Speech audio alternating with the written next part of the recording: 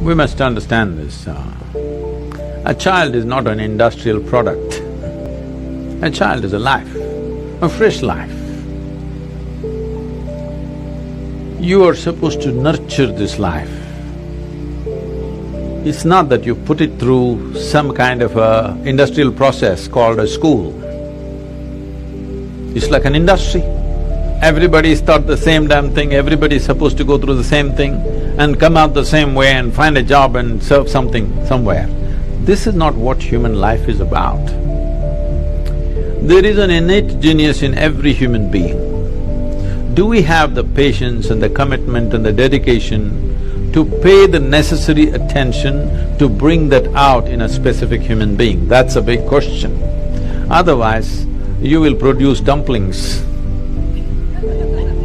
all the same, okay? So, once you have a child, before you have a child, you must understand, a child means a 20-year project, full on. That is if they do well. If they don't do well, it's a lifelong project. Because it's a life. One life may blossom at 12, another may blossom at 40. Do you have the patience to nurture that life?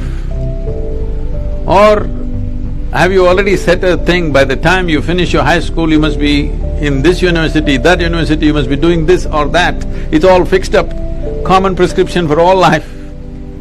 This is what we're doing, this is supposed to be civilization. This is not civilization, this is just escape from life. We want to escape the fundamental process of life.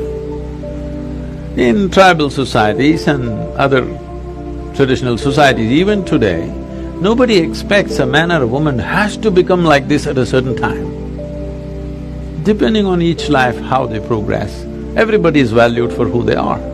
If you plant this chrysanthemum in your house, in 3 months it's full of flower. If you plant an oak tree, 8 years, 10 years, nothing happens. So you want to chop it down? Hello? None of them would be. If you went by the standard, see this one, how well it is doing, in 3 months, how many flowers, you fool, you're doing nothing. This is not the way to handle life, isn't it? This is not an industrial product. So, I know there are other compulsions in the society, various limitations. Keeping all those in mind, fundamentally we must understand life needs nurture, atmosphere, not fixing. Nothing to be fixed about it. It just needs an atmosphere where it will flourish best. What grows in Southern California will not grow in Minnesota, isn't it? That kind of life needs that kind of atmosphere, that kind of nurture, only then it'll happen. So this is something that we have to pay attention to. There is no involvement. We want everything ready-made. We are looking at a ready-made solution. There's no ready-made solution to life. Life can only happen with enormous involvement. There's simply no other way to do it. Where there is no involvement, there is no experience of life, isn't it? Hello? Whether it's a simple food that you eat or something that you look at or whom you live with or what you do or at the highest level, whatever you do in your life, without involvement, there is no life. But right now, modern societies are trying to do life with information, not with involvement. This is a big mistake. You have no information about your child. You can go to all the variety of doctors and get all their ideas about what your child is. All they will tell you is that he's sick in 100 different ways. Okay? No, you don't need information about your child, you need involvement. With involvement, you will bring that life to its best. It need not be as good as somebody else or as bad as somebody else because it's a unique life. Is there one life like another? It's a unique life. So, but right from day one, we are comparing it to another life and trying to make it like that one. This is a very cruel process for the child. A child never understands what the hell the parents want.